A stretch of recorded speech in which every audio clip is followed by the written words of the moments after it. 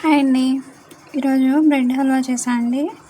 So రెసిపీని ఒకసారి మీకు కూడా చూపిద్దాం అని చెప్పేసి నేను వీడియో తీశాను. బ్రెడ్ స్లైసెస్ని తీసుకొని ఇలా ఎడ్జెస్ని కట్ చేసుకొని 4 పీసెస్గా కట్ చేసుకున్నాను నేను. మీకు ఇష్టమైతే ఆ బ్రౌన్ పార్ట్ని అలాగే ఉంచేసి చేసుకోవచ్చు, లేదంటే ఇలా కట్ చేసుకొని పక్కన పెట్టుకోండి. సో మిగిలిన 2 స్లైసెస్ని కూడా కట్ చేసుకోండి. నేనైతే వీడియోలో 2 చూపించాను కదా, ఇంకో 2 కట్ చేసి పక్కన పెట్టుకోండి. ఇప్పుడు స్టవ్ మీద కళాయి పెట్టుకొని 1 టేబుల్ స్పూన్ బటర్ యాడ్ చేసుకున్నాను. బటర్ ప్లేస్లో మీరు వెన్న కానీ నెయ్యి కానీ యాడ్ చేసుకోవచ్చు. ఇప్పుడు కట్ చేసి పెట్టుకున్న బ్రెడ్ స్లైసెస్ని యాడ్ చేసుకోండి.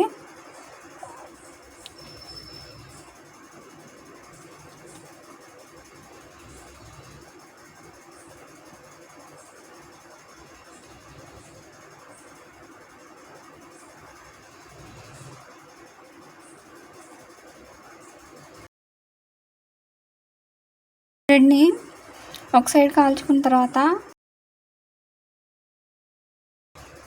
రెండో వైపు కూడా టర్న్ చేసుకొని కాలనిచ్చి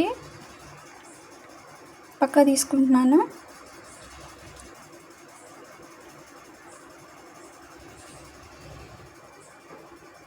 ఇప్పుడు అదే కళాయిలో ఇంకో టేబుల్ స్పూన్ బటర్ యాడ్ చేసుకొని మీకు నచ్చిన డ్రై ఫ్రూట్స్ని యాడ్ చేసుకోండి. యాడ్ చేసుకొని ఇలా ఫ్రై చేసుకోవాలండి. ఇప్పుడు వాటిని కూడా తీసుకొని పక్కన పెట్టుకున్నాను నేను. ఇప్పుడు సేమ్ అదే కళాయిలో 3/4 కప్పు పంచదార యాడ్ చేసుకున్నాను అండి. 4 బ్రెడ్ సైజెస్కి 1 టీ గ్లాసు పంచదార సరిపోయిందండి. మీకు కావాలంటే ఎక్కువ యాడ్ చేసుకోవచ్చు, నేనైతే తక్కువ యాడ్ చేసుకున్నాను. 1/4 టీ గ్లాస్కి వాటర్ యాడ్ చేసుకున్నాను అండి. యాడ్ చేసుకొని ఒక యాలక్కాయ వేసుకొని పంచదారని ఇలా కరగబెట్టుకుంటున్నాను.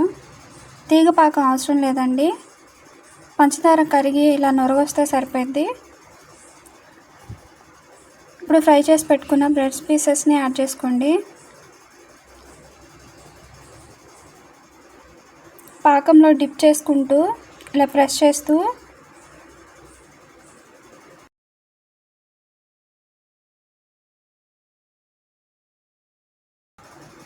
బ్రెడ్ని ఇలా కలుపుతూ ఉండాలి. అప్పుడే పాకం అనేది బ్రెడ్కి అంటి టేస్ట్ అనేది అడ్జస్ట్ అవుతుంది.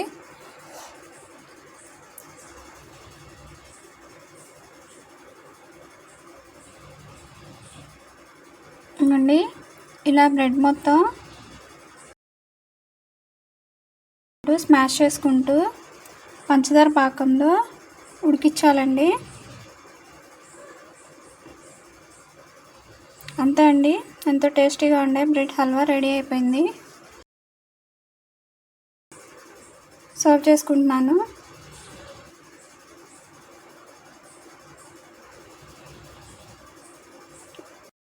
ఇప్పుడు ఫ్రై చేసి పెట్టుకున్న డ్రై ఫ్రూట్స్ని యాడ్ చేసుకుంటున్నాను. సో నా వీడియో మీకు నచ్చినట్టయితే ప్లీజ్ లైక్ చేయండి, షేర్ చేయండి, సబ్స్క్రైబ్ చేసుకోండి. Thank you.